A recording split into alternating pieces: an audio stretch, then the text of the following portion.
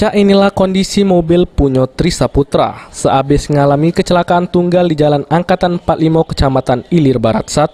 Rusak parah di bagian jabo sama samping mobil karena mobil sempat terbalik. Kejadian tersebut diduga karena mobil yang digawa korban dari arah Jalan Angkatan 45 menuju ke arah Lampu Abang Simpang 5 DPRD Sumatera Selatan.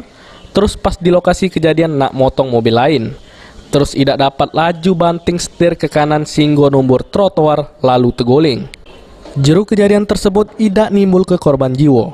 Namun, korban dilarikan ke rumah sakit terdekat karena alami luka di sekujur badannya. Menurut keterangan saksi di lokasi kejadian, kalau dia selik mobil tersebut sudem terguling, terus bantui guna ngangkat mobil tersebut. Sedangkan korban dewek langsung digawa oleh warga ke rumah sakit terdekat karena alami luka.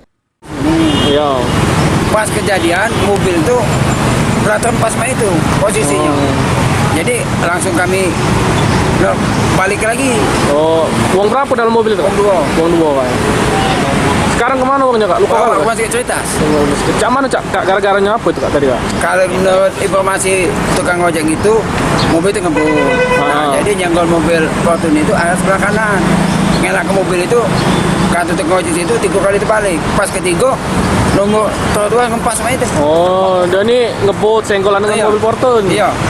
Jadi ngelak ke mobil Fortune itu ke kanan, banting setir. Iya. Nah, yang bawa korban tadi mobil yang Fortune itu. Lanang apa kino Kak tadi Kak? Yang mana? Yang korbannya? Korbannya lanang. Lanang galau dua. Nggak sadar tadi Kak ya? Sadar. Irawan, PAL TV.